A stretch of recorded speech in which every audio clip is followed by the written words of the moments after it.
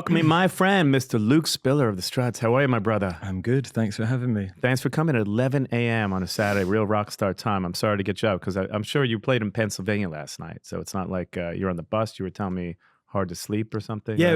it was a rough journey getting here. But I've been tossed around and little sleep, but I'm glad to be here. I'm glad to have you. It's funny. You're one of my friends that always looks incredible, even at 11 in the morning. I have a couple friends like yourself. I'm sure you know the guys in Palais Royale. Yeah. I never see them not looking great. I always wonder, like, when they get up in the morning, are they just, do you look like this? Because you're always so put together. And fashion's actually a huge part of like who you are, and we always chat about that a little bit, but it's interesting when I always do some research on artists. Turns out you were like stealing like girlfriend's clothes early on, right? Is that kind of how a lot of this stuff happened for you? And T-Rex and Mark Bolan and being inspired by that whole thing, right? Yeah, I remember really getting into a lot of the 70s sort of era, like the UK glam era, like Bowie and Mark Bolan and Sweet and everything. I was just kind of like fascinated with that, and I started going to a lot of vintage shops in Bristol where I grew up, and there were loads of really, really good ones, and I used to just find myself grabbing like platform shoes and a lot of women's clothes. Yeah, but it is true they have better clothes for sure. Yeah, I think we do. I think England's really great for it because there was so much, obviously like in the mid to late 60s, there was such an explosion of color and fashion that a lot of it's still kind of like left over if you know where to look.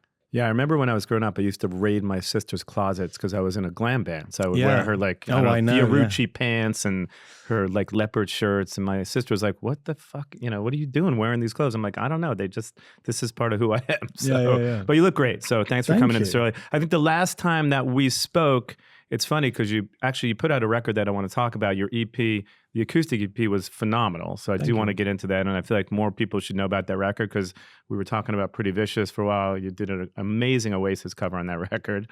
But you were about to embark on the Taylor Hawkins tribute. And I think we were just talking about it. And then it was like a week later, you flew off to do that gig. So I'm sure like we didn't actually have a chance to catch up since. I know we've seen each other, but that was such an incredible show. So congrats to all that. I mean, how was that? It was probably one of the only times in your life I imagine you probably got nervous, right? Yeah, correct. On the whole, it was such bittersweet is probably the best way to describe it. I mean, it was such a unique experience that for obvious reasons, I wouldn't want to experience again at that kind of cost. But I mean, to be able to sing with Brian and Roger from Queen and do the song in Wembley, pretty sort of like late during the whole day in terms of like the lineup was, just insane. I for the first time ever, I had a slight bit of imposter syndrome where, because it started in the early afternoon and ran all the way till about 9 o'clock. And Queen's set was right before the Foos set, which I believe was about 40 minutes or so. Now, had you rehearsed with Queen before then? Yeah. I started rehearsing with the Foos, and then we rehearsed for a few days in London leading up to the show. And then obviously we did like a sound check at Wembley and sort of like ran through it. But I got there obviously when everyone was meant to arrive, and we all left this hotel that we were staying at for like a week, which was beautiful. And all of the artists were there who were from the States. I was the only Brit who'd flown from LA to London. So that was quite funny. And I was sort of like, oh my God, like, Nile Rodgers has just gone on. Josh Homme from Queens is now on, like Kesha's on, Brian Johnson and Lars Ulrich are playing. And this is all before I go on. And I'm thinking like, can I do this? I'm like, not can I do this, but I was like, in the grand scheme of things, everybody had such a legacy of a career compared to myself. I was like, why am I going on so late? No one's going to really know who I was. So to be fair, I was watching the stadium get darker and darker and darker, and it was filled like from about 2 p.m. I wasn't on till about 8ish or whatever. And I started getting a bit nervous, like about 6. Because you really don't get nervous. No, ever. I really don't. Yeah. And I was like, it's really important I do not fuck up today. And I ended up drinking probably about half a bottle of Casamigos before getting on. And then I got on the stage, and it was an absolute whirlwind, but I did my absolute best. And once again, it was just so bittersweet to sort of, in order for me to perform with some of my biggest musical influences, it took the loss of a friend to kind of get me there and put me into a position that might have seemed, I don't know, like premature for me to be there in a weird way. So it was bizarre. It was joyous. It was incredibly sad. It was extremely unique. But you did have this incredible connection with Taylor, and Queen was one of the things that brought you together. In fact, I think you guys were about to embark on doing a bunch of dates. We were. So it made sense. And I'm sure when you're in the room rehearsing with Brian May and Roger Taylor, you got to be like, wait a minute, how did I end up here? Like, because that would be like a dream. Like if they said, by the way, I think there's a slot open for you to, right? That would be like an incredible, if anyone ever asked you the one band you could be in besides the Struts, I would imagine maybe playing with those guys would be up there, right? I wouldn't mind doing a couple of tours of Queen, Just putting it out there. But no, the rehearsal, even the rehearsal was sort of like, whoa. It was about a half-hour drive from the hotel. And, just to put it in perspective, this hotel that we were staying at, every single night, so the Foos were working day in, day out at this specific studio. And everyone was coming in and out, rehearsing their bits. And I don't know how Dave and the rest of the guys did it. They were working their asses off day in, day out. And then there was just huge parties at the end of the night. So nobody was going to sleep until about 3 or 4 a.m., maybe later. And I remember arriving at the first rehearsal with Brian and Roger, meeting Brian for the first time in person, because we'd been texting for quite a while. And, I was like, a stank of booze, and I had a giant hickey on my neck, and I sort of like... As you should. Taylor would have liked that. But yeah, and then I saw the Queen logo on the drum kit, and I was like, oh my God, this is happening. Yeah. And it was just surreal, but beautiful at the same time. Yeah, I'm sure. It's funny because I saw an interview you did, I guess the next morning, maybe you had forgotten, you didn't know you'd be out drinking the night before. You're like half naked in bed. It was just some video that I stumbled upon on YouTube. You're like shirtless. You're like, well, I was drinking. It's funny. So, but such an epic performance, incredible. And you're here now in New York because you're on, this new record's coming out. You sent me a preview. It's incredible. So I have to say, I'm so happy that it's back to basics. It's your 4th record. I was telling you Pretty Vicious is one of my favorite songs that you guys have recorded in quite some time. So tell me the story behind that song, because we'll talk about the acoustic record too, which I feel like should get way more attention because it's another great record. So Pretty Vicious is actually going to be the title track of the record. Amazing. You're definitely not alone in your enthusiasm for that song specifically. My mum actually thinks it's one of the best songs we've written and recorded in a very, very long time. Me and your mom are a lot alike, I guess. Exactly. But no, I also agree, hence why I really wanted it to sort of like showcase this new record. It's different. I just love the title. I love the groove. Again, it is a bit of a departure, that song specifically, from what we've done, but it's still really Struts, but it kind of sounds slightly more mature.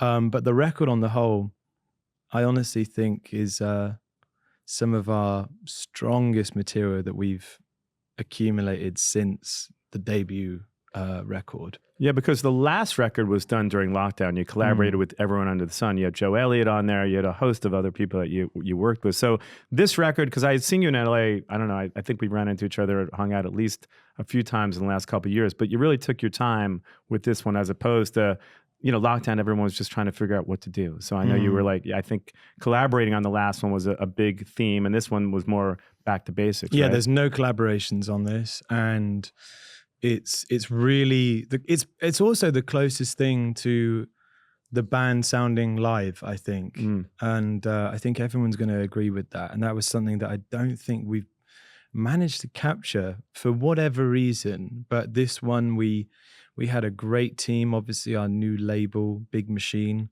with Barbados, right? Yeah, Barbados, Scott Borchetta, and then the album was co-produced with Julian Raymond, who was, funny enough, our A&R at the label. And we sort of produced the record with him. So I think you're going to be able to hear that we're completely in charge.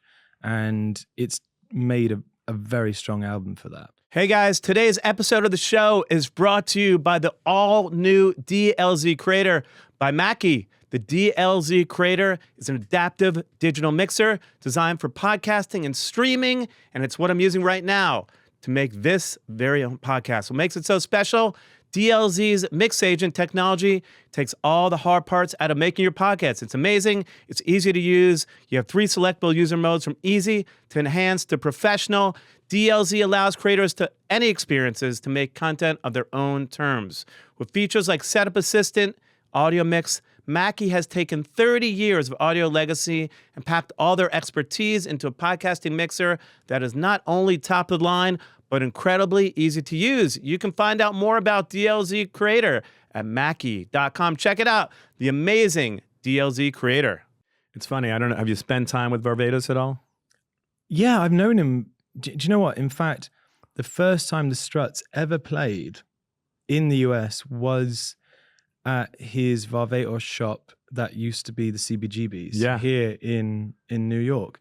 That was our showcase. We didn't have a label at the time, and everyone sort of came to sort of like check us out, and that was our first one. So I've known John for quite some time, and I love him. He's great, really genuine fan of music, and I haven't seen him in a while, but I hope to catch up with him soon. Yeah, I will say he's probably the most knowledgeable guy I've ever met that knows more about music that's not a musician. I mean, the guy knows, like, whoever was the accordion player on a Jethro Tull record from 1973. You're like, how do you know that? He's like, the tambourine player. Well, I was John. This is a lot. It's like rock and roll trivia. It's a little bit too much, but he's a great guy. So I'm excited you have this new label too, which is great. But take me back a little bit to the beginning of what I didn't know. We've actually seen each other now, I guess 3 or 4 times on the show. So thank you for being, the alumni. It's great. But early on when you started, what I didn't know is you went by Ace Phoneix, which is pretty interesting. Oh my God, where'd you dig that up? You know what? It's one of those things that I feel like I've known you for so long, and I had no idea that was your stage name early on. That was my stage name when I was 15, 16 years old, when I was making my own outfits with a sewing machine that my mum had lent me, which I then commandeered. It was, it's funny. Not a lot has changed for me in terms of how I want a group to sound and look like, and sort of like the general perception that I want to give, really since my early mid-teens. But yeah, Ace Phoneix was a stage name that I had. I don't know, maybe I should revive that somehow. I think that could be, maybe one night instead of the Struts, you go by Ace Phoneix. That could be a good thing, Maybe there's a secret gig at Desert 5 or something. But it's funny because you were making your own clothes at 15, which led to this fashion sensibility that we're just speaking about. So early on, again, did you just sort of say, T-Rex, Mark Bolan, like, I need to make my own clothes because I'm not finding the clothes that I need when I'm going out? I mean, you were 15, so obviously you were a little bit ahead of the game at that point, right? I just recognized and felt that there should be a clear distinction between what one wears going around and, rehearsing, and then what somebody should sort of wear when they're up on stage. And I always made a clear, conscious decision that I wanted to make people enjoy themselves, and when they came to like want to even my school band shows, I wanted them to be like, whoa, okay, like this is interesting. And to be honest, in the long run, it's really helped me. And I think it's helped the other guys in the group as well, because it's not always easy when you're touring and things happen, but you have good days and you have bad days. And sometimes when you go to the dressing room like an hour before the show and you put on your outfits, it does help you to sort of be like, okay, I'm here, like I'm ready to do my job and slip into some sort of character. But I've always wanted to do that, and it's just sort of, it's just the way I think it should be done, in my opinion. No, I agree. I think it's one of the things that's actually missing from rock and roll these days. I mean, I grew up in a time period where you had Robert Plant, Steven Tyler, Mick Jagger, obviously early Mick Jagger and Keith, coolest looking guys ever, right? And I feel like that's one of the things that you guys bring to the table, this great sense of style. You always look great. Your style has evolved a lot over the years, I would say, because early on you did like the cape thing, and there was a lot of stripes going on. Now it's like suits, which is great.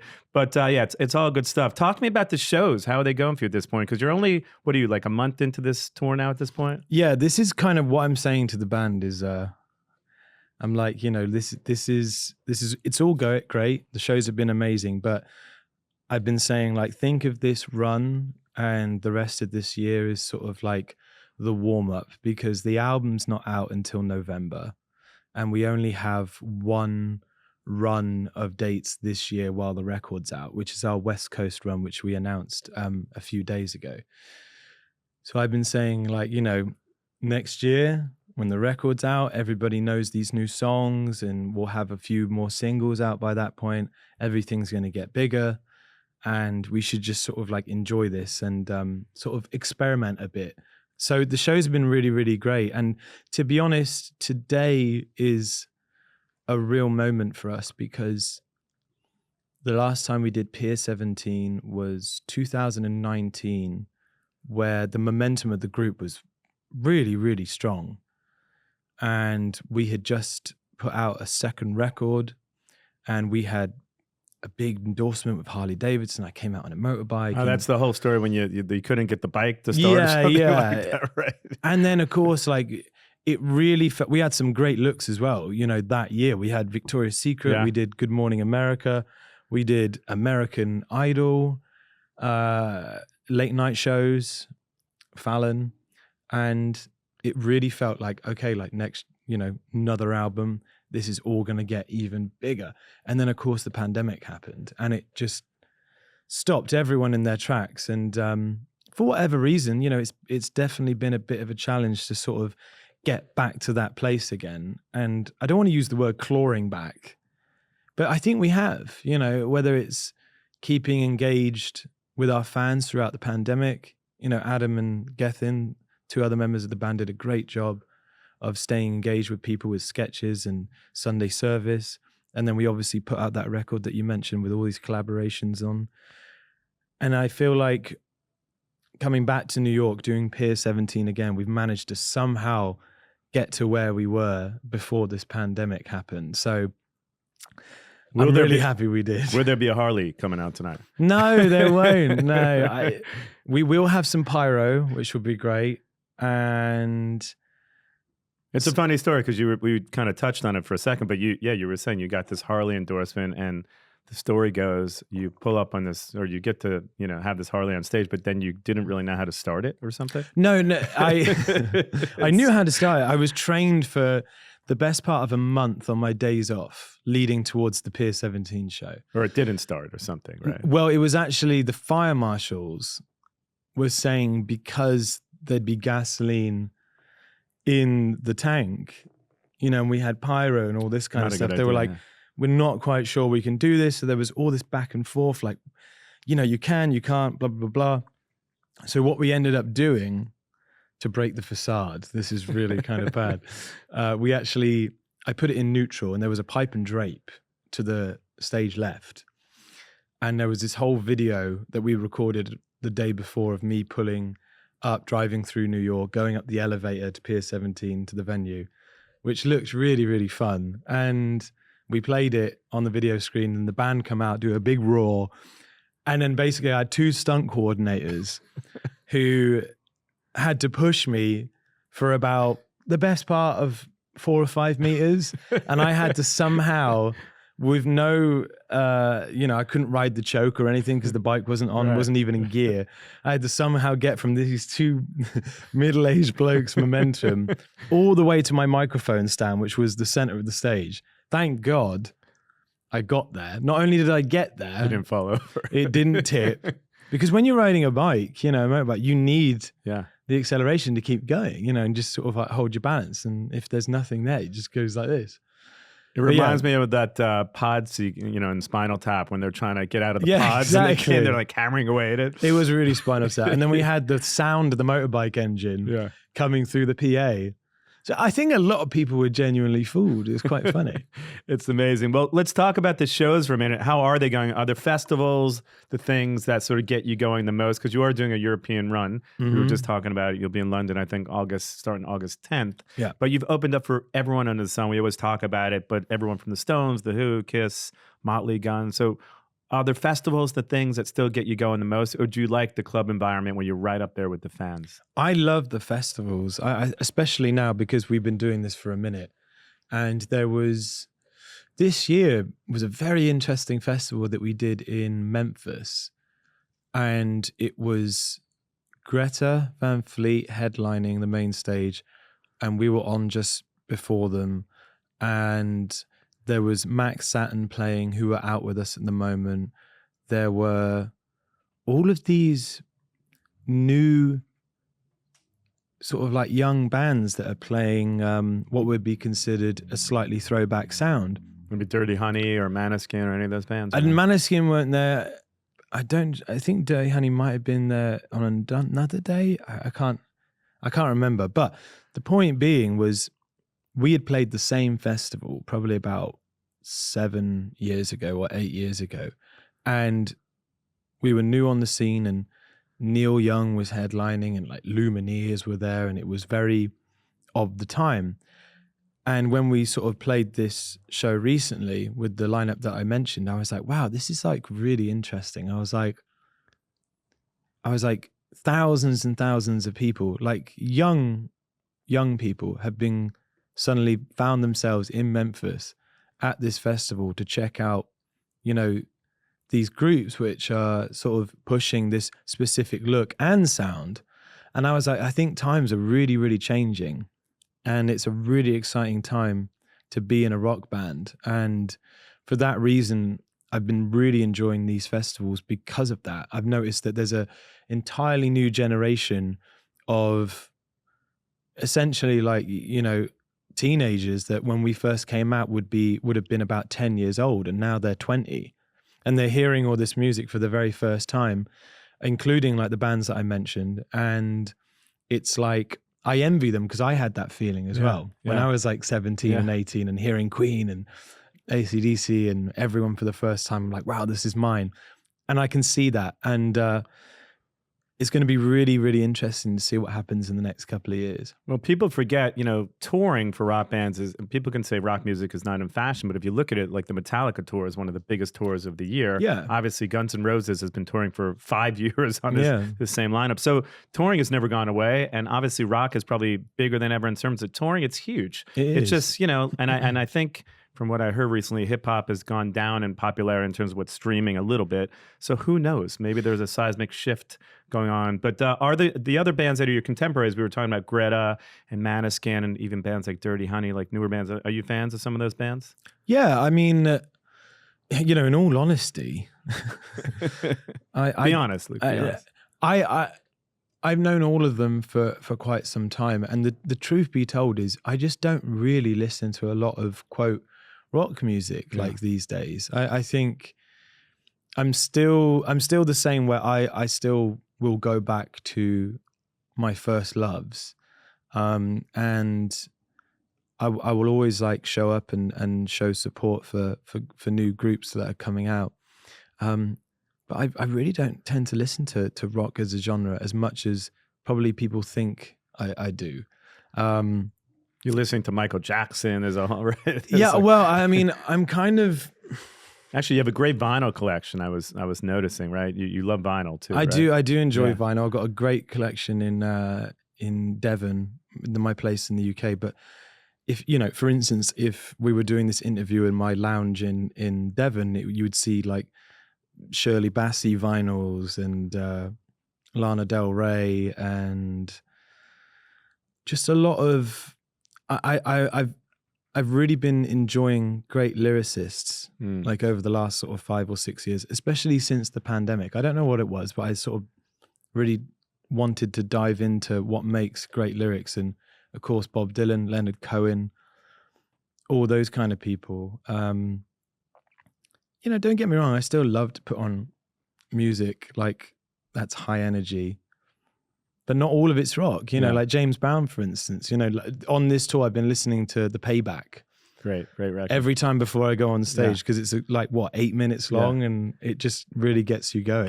You can dance to that one for sure. So it's interesting because you're not one of these bands that actually writes on the road. It's more when you have time off and you're at home in Devon with your family that you really get inspired more lyrically, right?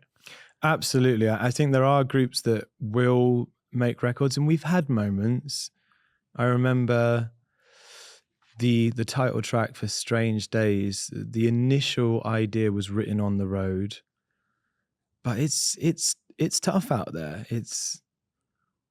I'm not saying I'm any different from anyone, but for me personally, the performance that I give, along with, the promo that we do and meeting the fans before the show, etc., it's a long day and it's physically quite arduous. And then on my days off, I'll sort of run and sort of like get my head out of performing and whatnot. So I feel way more inspired when everything goes quiet and I'm off the road and I'm not worrying about the next show or certain logistics and things like that. Yeah, what's a day like for you on the road, by the way? You one of these guys that sightsees? I used to like go on these double-decker tourist, the worst kind, but like I love those as well. I love seeing cities, so I would just do that to kind of, because if you'd be in wherever you were in Nashville and you wanted to see the whole city in like an hour, I mean, it's a little cheesy, but at the end, it's kind of fun to take it all in. Are you one of those guys that like will just sit on the bus and chill and listen to James Brown, whatever it is, Lana Del Rey, or are you out there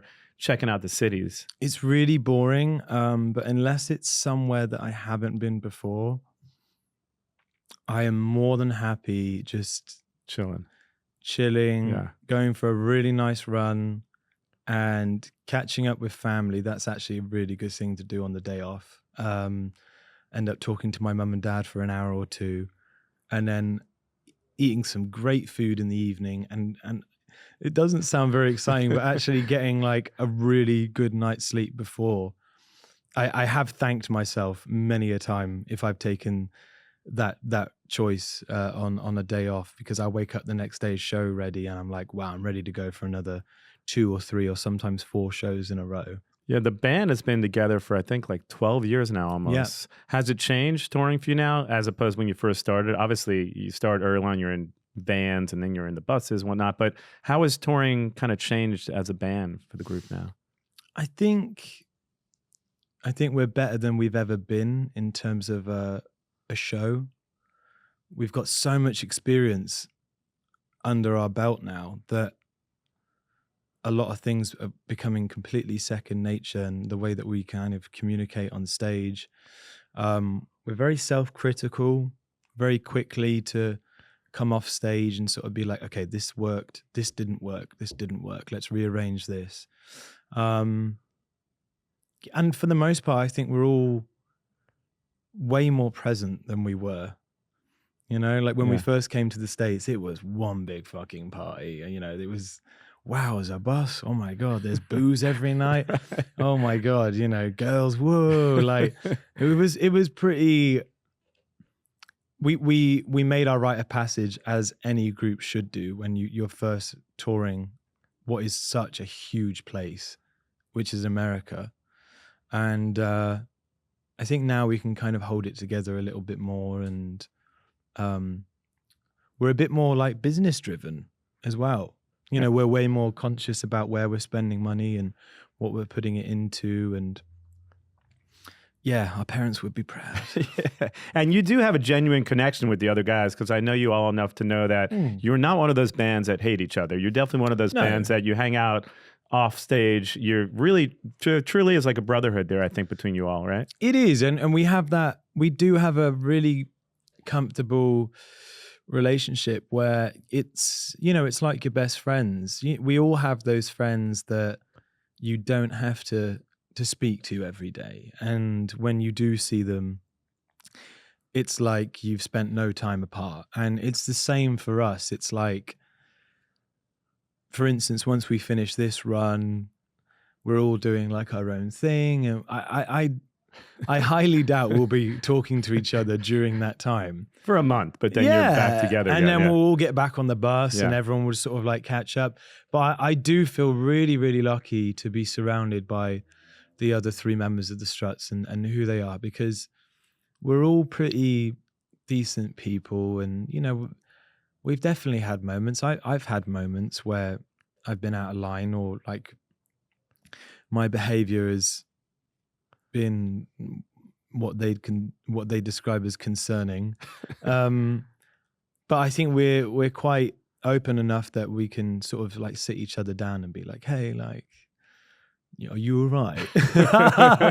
You never had one of those moments where the band would maybe break up? It never came to that? Or was it just when they were concerned about what was going on with you at that point? No, and the funny thing is, I think the only time that there's been any sort of like friction, it's always come from girls, you know. It's and I think that's a story, isn't it? That's funny, right? That's played out so many times with rock groups. It's like, you know, the girlfriend says this and da da da da and da da da, and it just like they fire up the boyfriends, and then look at the Beatles. Yeah, I mean, you know, that was obviously a massive combination of a lot of things, but no, we've never sort of like come to fisticuffs or ever kind of got physical and, you know, whatnot. But I think we're doing really well, considering that me and Adam have been working with each other for like 13 years, 14, 13 or 14 years. Yeah, it's interesting. I think the first show that I saw you guys was at the Soho House. I think it might have been in New York or LA. I can't remember. It was New York. It was New York. Yeah. And it's funny because you've been known to say there's no audience that you couldn't win over. And I agree, because I went to that first show and I was blown away. And then I became a friend, a lifelong fan, whatever it may be. Are there any festival appearances or any bills that you've been on the last 10, 12 years that are like, holy fuck, this is so weird? I don't think I'm going to win over the death metal audience or the, you know, whatever it is. Because there's got to be some weird bills that you've been on along the way, right? Absolutely. The funny thing is about the Struts is we are the only band that I can think of that can support the Rolling Stones and then be on the same festival bill as like Flow Rider or like, you know, for instance, when we first came to America, we did the Made in America festival. Yeah. I can't remember what I think that's Jay-Z, right? Or no, is that? Well, Beyonce was headlining that day. So everybody was Beyonce fans. And I think Nick Jonas had just started doing his solo stuff, which was great, by the way. His band were amazing. And it really wasn't our crowd. I think we only had one song out. But yeah, it came out and everyone was sort of looking around just like, who are these guys? You know, and I was wearing like the full leather outfit and in like the midday heat. I think we were on about 1 p.m., the lunchtime slot. Right. But I still got them going. You did. Yeah, that's definitely one of my superpowers is to invite people in and win them over, I guess. So that was probably the strangest bill, the Beyonce Flow Rider bill. I can think of just off the top of my head. But I mean, we've opened up for, you know, one of our first ever tours was with a group called McFly, who are from the UK. Right, sure. Boy band? Essentially perceived as a boy band that play musical instruments. Okay. And it's quite funny. Like I'll say to the group, you know, we need to celebrate the fact that we're unique and celebrate the fact that we're the only group in history that will ever open up for McFly and then go on tour in that same year with like the Rolling Stones and the Foo Fighters. It's like, I think that's really, really great. And you can see that in our audience as well, especially this tour. I've noticed since Halsey covering Could Have Been Me for Sing 2. All of these little kids, like little kids, 5, 7, 6-year-olds are all coming to the show now with their parents. Amazing. And I'm like, oh my gosh, like, should I stop cursing? And there's certain things I do with a microphone that, you know. Let me put that one on pause, right? Yeah, but I still do it, you know, because everyone else still loves it. But it's growing, and I celebrate the fact that our audience isn't just 17, 18-year-old girls like holding up their iPhones. There's nothing wrong with that. Yeah. But I do feel like our audience actually has a real passion for music, and I feel really lucky for that. Definitely. Would you say it's competitive amongst the bands when you're out there, especially at these festivals? Because people don't know that it is, but I would say, having played a couple in my life, I mean, it felt a little competitive to me. Absolutely. Yeah. If anyone says it's not competitive, they're chatting absolute shit. Yeah. At least I do anyway. Like when I turn up a festival, I want to be looking the best. I'll be backstage like wearing my best outfit 6 hours before. Strutting around in the mess hall, right? Chest out, you know, all puffed and ready to go. And I think that's what it should be about. Yeah. And I get up on that stage if we're playing at those festivals, and I'm like, right, these other groups might not have heard me of us, but they're going to remember after today, and that's the attitude that I carry. And even if it doesn't actually work, it's still a great way to think about it, because it definitely makes you put on a great show. Yeah, it's funny because sometimes people say it's not competitive, but there's no way, having done a few. No, especially now, because we're like going up and up and up the bills. And yeah, I'd like for people to walk away thinking like, you know, Chili Peppers are great, but I wonder what the Struts would have done with that time slot. You know what I mean? Yeah. And we were talking about getting nervous. Are there times when you do those and you look on the side stage, let's say maybe it's not Brian May, maybe it's Anthony Kiedis or whoever, and you're like, holy fuck, like I am a little bit nervous too at this point. No, I thrive off it. You thrive off it. I'm thriving off it. You know, it's great. If anyone's turning up to come see us play, I'm just sort of like, okay, cool. This is spotlights on. Let's go. Let's give them a show. Yeah, I love that about you. Let's talk for a moment about the Unplugged EP you put out earlier this year. It came out in February. Again, we were talking about the Oasis cover. Supersonic, incredible. There's just so many great songs on it. Do you think it was a little bit overlooked? Because I think that record needs more attention. It was so great. I really do. I unplugged it at East West. Thank you. Talk to me a little bit about it. Pretty Vicious was the first time that people got to hear that song. And again, one of my favorite songs on this record. A great rendition of Stranger in Moscow. Tell me about that record, because I feel like people, if you haven't heard that record, go out, stream it, listen to it. It's a great record. A lot of times these unplugged records aren't great, but I feel like really captured, having seen you guys like a bunch of times already, I think really captured the essence of who you are. Thank you. It was an opportunity that came about through Taylor Guitars, and I remember the first sort of conversations. Taylor Guitars were like, we'd like to do this with you and provide these instruments and whatnot, and I was like, oh, okay, sounds interesting. And then they were like, oh, we can do it East West. And I was like, wow, okay, East West, like Beach Boys, Sinatra.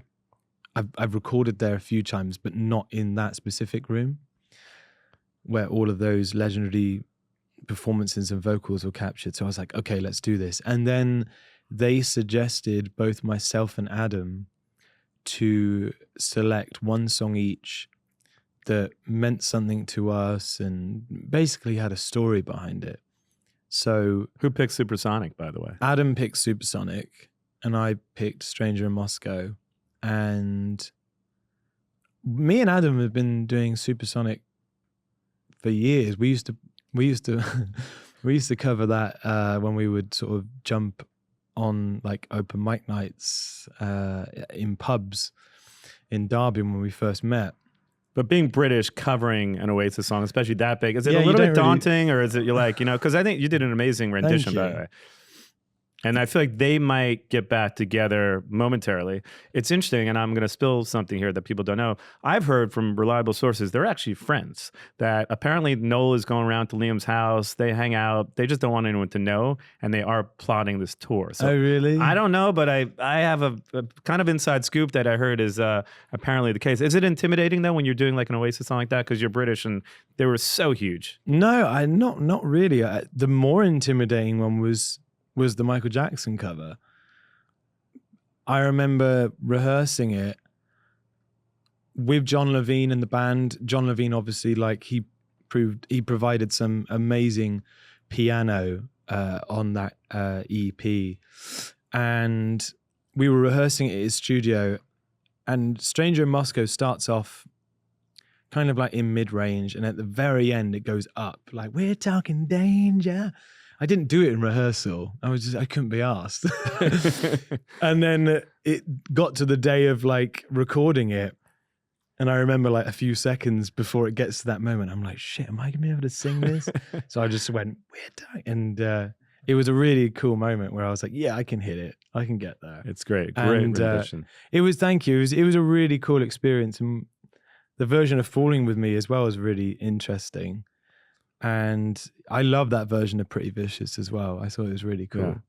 Well, let's get into the new record. I had the pleasure of you sneaking me the rough mixes, so thank you. And it's bombastic. I mean, it's kind of built for arenas. And I know it's not coming out. We were just chatting about it till November. But since I've had the pleasure of hearing it, such a great record. Thank you. Yeah, I'm sure you're feeling great about it. Is this one kind of a lot of you and ads writing? Did you use outside writers? How did this one kind of come about? What was the process like for you? It was a great mixture of both. It was, some of the ideas had spanned from things that had come up 2 months before the studio. And then there were a few ideas that me and Ads have had bouncing around for almost like 8 years. Wow. And what had happened was we'd signed with Big Machine, and Scott Borchetta, the head of the label, was super passionate about quite a few things that he'd heard. And me and Ads were still bouncing into sessions and sort of like collaborating with different producers just to sort of see what would happen. And he was like, guys, stop. He was like, just get in the fucking studio. He was like, you've already got like some really great songs. And he gave me some very wise words, which he was completely right about, where he said, look, I know you keep wanting to search for that single that's so instant, but you're not going to get it until you sit down and actually start laying these songs down properly. And then once you get these down, you'll know where to go. And I was like, okay, great, let's do it. So we all packed up, went to Nashville for about 7 or 8 days. And that's exactly what happened. We, one by one, we started listening to like these very rough demos that we had recorded like maybe a year or so ago, or even a couple of weeks before. And we started laying these songs down, and we were like, wow, okay, this is really, really good. But even prior to that, once we knew what date we were going to the studio, me and Ads were sort of like calling each other up, and we were like, okay, we got this, and we got this, and we got that. And we were like, fucking hell, we're not finished. So we ended up getting together for about a week before, and just sort of like thinking like, is there anything we've missed? And there were a few ideas that had just not made it to the finish line for whatever reason. Sometimes like when you write songs, they just don't. But having that pressure put on us really forced us to finish some ideas that we knew had real promise, but had just never been able to like complete them. So we did that, and it definitely made for a really great record. And it's record of the year could be contender. I can say that. I honestly think I think it's going to be the best rock record that comes out this year in terms of its dynamic, the lyrical content, the sound is really big. Like you said, it definitely sounds like a lot of these songs are arena rock. And not only that, but there's an energy to it that we've managed to capture that we haven't really been able to do up until this record. Yeah, breaking down the record, by the way, there's this word that I love that you use sometimes, disenchantment, which is about, actually, when, one of your first singles, Could Have Been Me, was about your disenchantment of the music industry. Too Good at Raising Hell was about you being sort of disenchanted of all the sort of the vices and what's going on with your lifestyle in LA a little bit, right? Yeah. Yeah. So tell me about that, because we were talking about your vices, which I guess you have a lot. We all do, right? But tell me the story behind that. I've definitely had moments where I've sort of strayed a little too far. But that's what I love about you guys, because you're a real rock band, and it's not one of these bands that have been put together. You feel like it's genuine, right? There's an authenticity to what you do that's really appealing to guys like myself that are real. At the end of the day, I'm, obviously a musician, but still a fan too. Thank you. Yeah. A lot of this material, including Too Good at Raising Hell, I not knowingly I guess I kind of self-sabotaged a bit, where it was quite funny. Even my roommate who was living with me at the time, God bless him, he heard and saw a lot of things while I was writing that record. What exactly did he hear? He was like, bro, you're just like killing yourself just to get these moments of like inspiration. I think looking back, I would sort of, I'd be going out every night, I'd meeting multiple women and going out, having great experiences, constantly putting my brain into like radar mode, where anything anyone said that was remotely like, oh, that's great, I'd be writing it down. And that's how a huge amount of the lyrical content came out for this album. Too Good at Raising Hell was exactly that. I think I'd been out for like 3 nights straight at the Rainbow or something. and just had some, and I think I walked into my house at like 6 a.m. and like the sun was coming up, and I remember thinking like, Too Good at Raising Hell, and I was like, oh, that's really, really cool. I was like, oh, okay, so I'll write that down. And then I was just like strumming something on the guitar, completely different melody, but that's kind of like what I do. I sort of shape a lyric like that, just by, even if it's not rock chords. And then made a voice memo that kind of put it to bed, went to bed. At 6 a.m. Yeah, and then went to the studio like a week or so after, and then it just sort of like came out of nowhere. So yeah, I think people can hear a lot of joy and also like a lot of regret and pain as well on this record in certain moments. There's a song called Bad Decisions, which literally wouldn't have been made unless I had made some terrible decisions. And which were what, by the way? Is it the vices we were talking about? It's the drinking, the sex, like what exactly? It's smoking. I mean, what are those vices that sort of get you in these? Because it's funny, we were talking about, but the lyrics even are sex so good, make the neighbor smoke a cigarette, but I'm still bored to death. so that has to tell me about that, right?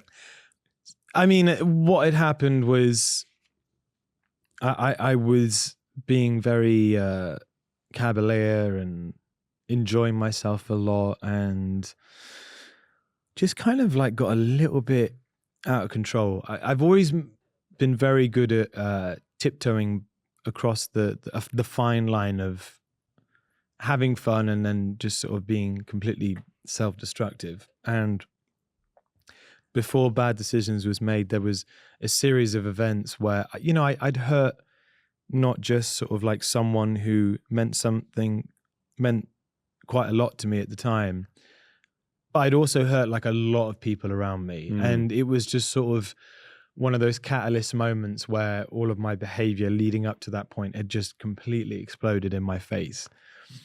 And I was left feeling very like, oh God, like very, very sorry. And I had suddenly found myself withdrawn and becoming like really, I did a lot of self-reflection, and I'd written a lot of the lyric for that song in the bathroom of my hotel, just chain smoking after everything had transpired. And a night of debauchery or something. Yeah, just terrible decision making and but some of the best lyrics come out of these scenarios though, right? There's something to be said. I mean, if I think about Aerosmith's first couple records, I mean, I don't know, I'm in love with them lyrically. The later records I love, some of them obviously Desmond Child and had some great songwriters, but I relate more to Get Your Wings era of Aerosmith more than, you know, the Crying era. Right. Just lyrically, I think it was a bit stronger for myself. But yeah. So there's definitely great lyrics that come out of these moments of, I don't know if you call them inspiration or debauchery, but it's tough. I think this next record is this perfect balance of having genuine inspiration from some terrible decision making and genuinely bad behavior, and then also working really hard and being humble and enjoying the moment as well. It's like, I was talking about this not long ago because someone was mentioning the horns and everything that I had for the artwork. And some people are taking it really seriously when they're like, "Is Luke the devil? Why are you promoting Satan and all this kind of stuff?" And, "Oh, Luke's joined the Illuminati." And I'm like, I wish, you know, if I could be rubbing shoulders with Beyoncé and Jay-Z, apparently, like doing all just for this, you know, I'd be mega rich and mega famous. But for the record, I don't think that you've joined the devil. No, I haven't. Thank you. But my point being is that, like, I wanted to go there visually and even lyrically, because I always think the best music goes between light and dark and heaven and hell, for a sort of more simple term.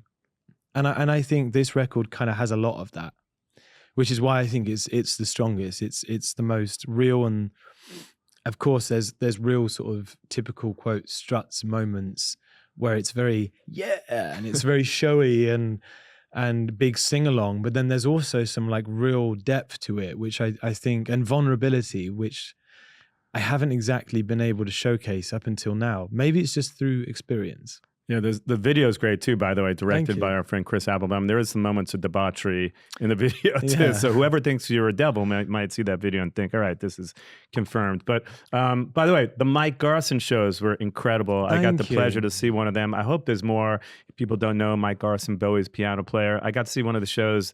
I think you know that I came to, that was yourself and Beck and Joy Downer, who I love now. Yeah, it was a great night. Great night. Are there going to be more? I think Chad Smith did one of them with you. He did. Chad actually did quite a few. Yeah. There's going to be more of those coming up? You know what? He actually messaged me, bless him, yesterday. And there is a bit of time. I'm working on something through September. And there might be some time in August where we might get together again and do a couple of shows. There's an amazing vocalist who goes by Veronica Swift, who I met and saw at a show, and she's just incredible. She's from New York. Her parents were jazz artists, and she's like a genuine, like, bona fide, like artist. Jazz kind of like singer, like bebops and like improvisation. It's just incredible. So we were thinking about doing something together. But I don't know. There's a lot of things that I'd really like to work on and get done before heading back out on the road on the West Coast this year. Well, I would encourage anyone who's not seen those shows to go see it, because it's great. And again, phenomenal. I was blown away by them. Interesting thing. Do you ever give some thought to like what's happening in music now with AI? I don't know if you saw the whole writer's strike. Like people are saying that these AI writers are taking over. I just heard like Dave Mustaine sing Master of Puppets, AI, you know, and Lana Del Rey doing The Cure.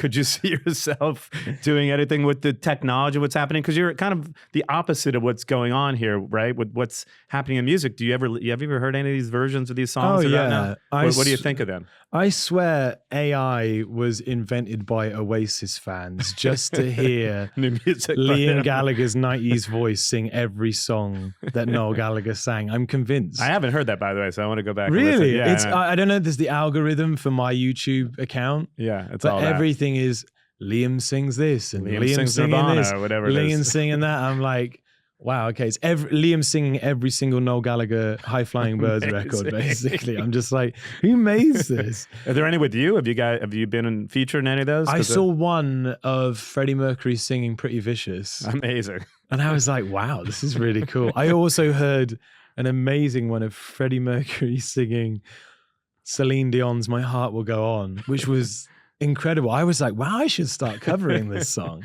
Could happen. But yeah, I mean, it is an interesting thing, but I think what everyone has to remember is that AI can only, from what I can imagine, can only go on what we've written before. So it's up to us as innovators and like artists to sort of think outside the box, because I've used them before. I found it really interesting when it first came out. I was like, write me a song in the style of Leonard Cohen talking about sailing a boat to find my father. Did it work? And it would come out, and it was pretty interesting, but it's never it does not touch anywhere close to as if Leonard Cohen was to actually sit down and do that. Yeah. So I don't think we have to panic just yet. And I would say that I'd be more concerned with the state of popular music, because I could definitely see a lot of people and a lot of writers sitting down and just sort of like, pop lyrics can be quite generic homogenized, as it is. Sure. So to sort of like turn an AI pop music factory could be something, but I think it's just going to force everyone to work a little bit harder and outdo themselves, And we'll find a middle ground, I think, where we can probably utilize it versus fighting it, because there's probably something there, Don't get me wrong. I've actually used it very recently for we were talking about the LP artwork for this new record that we were doing, and I had this very clear vision of what I wanted, and I was chatting to a photographer who's based in London. I'm over here in America, and he was like, well, what are you kind of thinking? I was like, give me 20 minutes. So I went and I actually used it, and funnily enough, I managed to sort of like, after a little bit of getting to know how it works, I generated 2 or 3 images which were pretty much what I wanted to replicate. So in those terms, it is extremely useful, and people will sort of like see when they see the artwork. It really sort of came together. So it can be extremely useful. Pretty soon, it won't be me sitting here. It'll be an AI version of me, something, which leads me to my next. We're actually starting this new segment. It's called What Would AI Ask? Oh. So it's a question that AI came up with that I actually really think is pretty interesting, because some of them are homogenized. But the question is, look, Spiller, if you could collaborate with any artist, dead or alive, who would it be and why? If I could collaborate... It's got. There's a few. I would love to collaborate with, obviously, Freddie Mercury. I would have loved to have done some sort of like duet with him. I think we'd complement each other quite well. No doubt. Vocally. But I think live, I've been completely obsessed with Lana Del Rey for the last 4 years or so. I was a little late to the show, so to speak, but do you know her? I've never met her. I've written many songs. I've literally sat down at the piano and I've been like, this is going to be a duet between myself and Lana Del Rey. And I actually have a song that, funny enough, Taylor Hawkins drummed on, that I got together at his house and we recorded. And I was always like, this is the song that me and Lana are going to sing with each other. So I would love to collaborate with her. And I've already got songs in the bag ready for her to sing on. So. We are putting this out in the I'm universe. putting it out. Lana, what's up? I'm putting it out there into the physical universe to see what happens. That will happen one day. Well, as you know, we do these top 5 questions, which are always a lot of fun, and people seem to debate these for days, hours, months, and get a little bit nuts with them. But let's get into it right now. Luke Spiller, what are the top 5 Rolling Stone songs of all time, starting with number 5? Oh, number 5.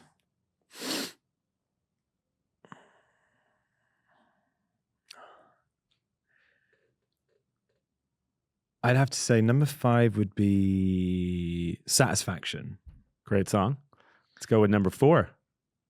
Number 4. I'd say Bitch from Sticky Fingers. Underrated and great song. Underrated, but like lyrically, it's really interesting. I think Mick Jagger is actually one of the most underrated lyricists of all time. And when you listen to especially Exile, Sticky Fingers era, Goat's Head Soup, all of those kind of songs, the lyrics are just amazing. Number 3. Midnight Rambler. Another great one. It's the Bohemian Rhapsody of blues rock, in my opinion. And again, just a filthy sound. And I love it. I love the way that Charlie Watts, like, the swagger, switches the groove into like straight and then goes back into swing and mix like harmonica playing, and it's just great. When I was younger, I never realized how great Charlie Watts was, and it took me to get older to appreciate what an incredible drummer and what an incredible swing he had. It was he was so unique. You have the Charlie Watt beat where he doesn't hit the hi-hat on the thing, and it's so effective because it gives it a pop and like an up that drummers don't normally have, Well, he was the one that kind of invented that. No one else was doing that at that time. No, and he was, that band would have been a completely different group without that drummer, because so much of their stuff is so groove orientated and bass that's what gives it that like real sex appeal to me. Number 2. Oh, fuck. Well, we're getting close to number 1 here. So these are the 2 best Rolling Stones songs of all time. It's got to be Jumpin' Jack Flash. Okay, classic. Again, like lyrically, it's incredible. I actually watched a 5-hour fan documentary about the making of that song. Amazing. By this incredible bloke who just sort of does them and he puts them together but himself, and a lot of stuff, weird stuff on YouTube, right? You can it's find great. Like I love YouTube. I love it. Yeah. It's so cool, and it's such great stories of how long it took them to get from the very beginnings of that song to the end. And it's it's no mystery that has been the most consistent song they've ever played since they recorded it. And it's just one of the most iconic riffs of all time. Again, I just love the sound of it as well, especially like the shaker coming in, like early Stones. It's just beautiful. Really gets me in the mood. And number 1. Number 1, it has to be Sympathy for the Devil. Classic and an incredible song. Because I think for so many years,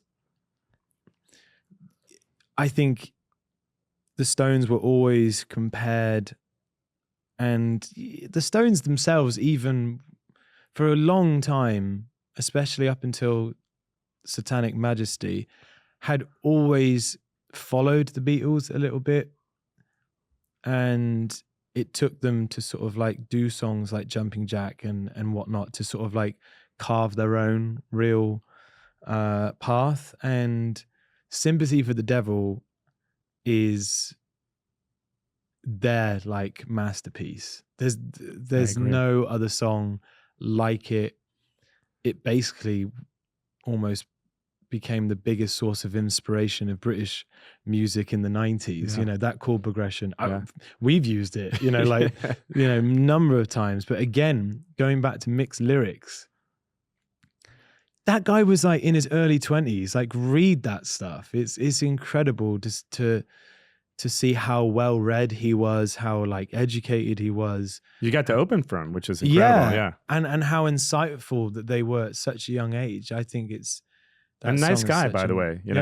Really cool bloke. Yeah. Really cool. But no, Sympathy for the Devil, the greatest Rolling Stones song, in my opinion. Amazing. And last but not least, Luke, the 5 best rock songs of all time, according to Luke Spiller. We'll start with number 5. I would say Jailbreak by... No. Let me start again. Bohemian Rhapsody, number 5. Number 5, classic. By the way, heavy subject matter, right? For a band that, when a lot of kids love that song, they don't even know that it was about a guy that killed someone going to his mother, right? It's like, that subject matter of that song is intense when you don't know what it's like when you're a kid and you hear it. It's like, weird, isn't it? Certain songs just sort of like grab you and you don't even know why. But from what I can gather, I think that song is a struggle of Freddie's realization that he was gay, and it's all filled with metaphors. Yeah. Some say it's about a murder too. Yeah, but I think it was about him killing his old self and stepping out into the new. Oh, that would make sense. Yeah. Him wishing he was never born at all, and the guilt that he must have felt being raised in a religious household and being homosexual would have been really tough on him. And I, from what I gather, that's what I. By the way, you're probably correct, and I'm probably maybe not correct. I don't know. So Bo Rap number 5, a solid 5 there. I'd say 4. Oh gosh, this is really. There's tough. so many to choose from, right? But we got to narrow it down. Number 4 would be "Get It On" by T-Rex. Great track. I'm gonna have to switch those. 5 is got to be "Get It On" T-Rex. 4 is Bohemian Rhapsody. 3 has to be.